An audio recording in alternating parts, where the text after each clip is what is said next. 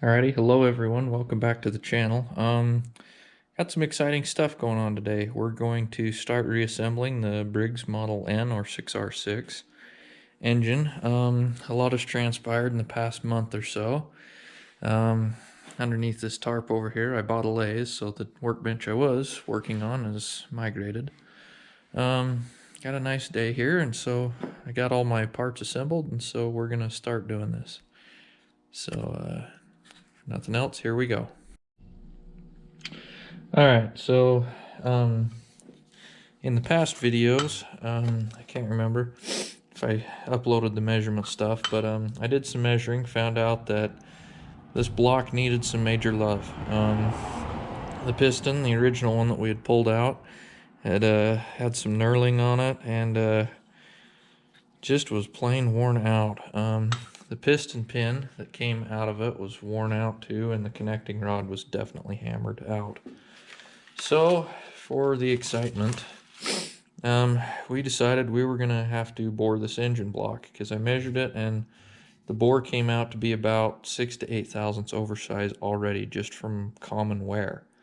So we decided to hit eBay and we found us this guy, a 30 thousandths oversized piston.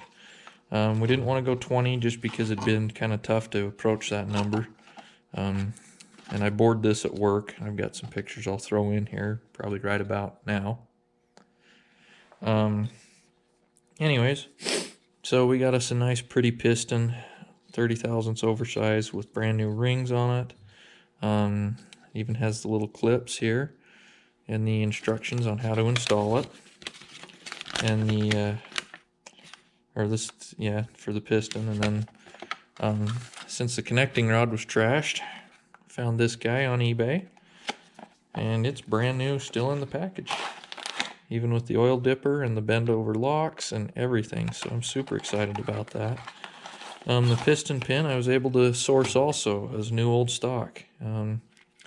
Box has never even been opened in 50 something years, so I think that's going to be pretty exciting. I also sourced a new governor vane, because the old one was worn clear through down here, which explained why I was having governor issues with it hanging up and just giving me fits in general. So I was able to do some trading with one of my friends, and he got me set up with a new used one, a good used. Another thing that's been getting hard to find is governor springs. I was able to source a new old stock one, and then this guy, which is another new old stock, just not in the package. One's a governor spring and one's a throttle return spring. We'll dive into that more later.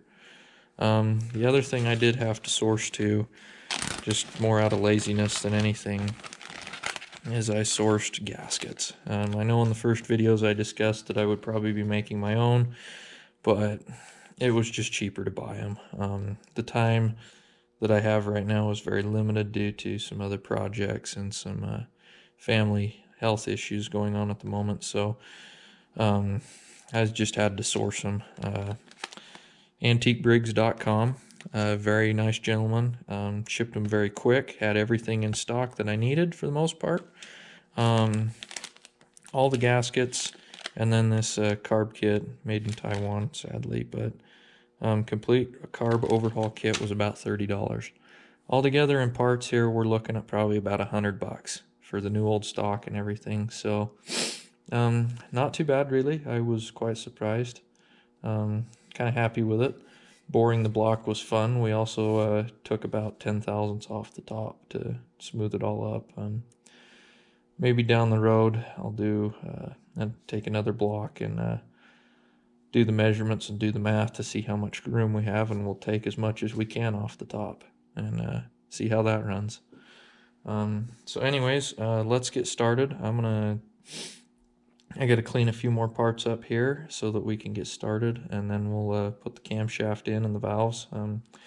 I did hone the cylinder, and I did lap the valves already off camera just for time's sake. If you want more information on that, I'm sure you can find more on YouTube. There's got to be a million videos just on that. So anyways, let me get some stuff cleaned up and we'll get started. All right.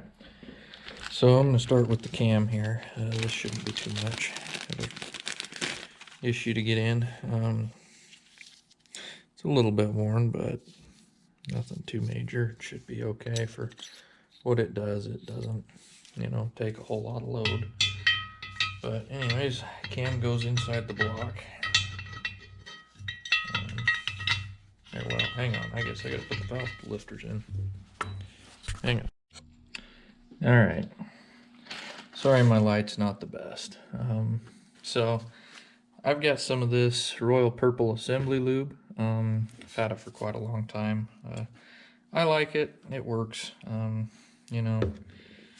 Whatever flavor you prefer, is probably going to be work just fine.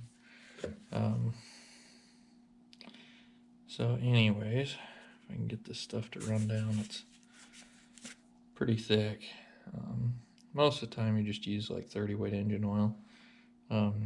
This stuff's more like a gear lube.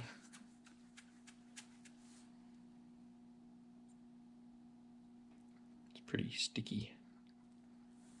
Good sticky stuff. So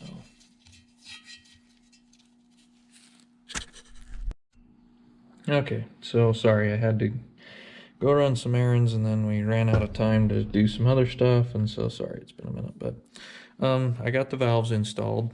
The camshaft is installed as well. The camshaft, as you recall, is has a sliding pin through it. It's press fit on the one side. There's also this little plug that goes in as well. So it drives through from this side,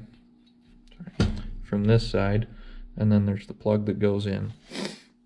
And then you've got your valves and the valve springs. They're held by little pins. If you remember that, look back at the disassembly video. Remember that the heavier spring, this guy goes on your exhaust, your lighter spring on your intake.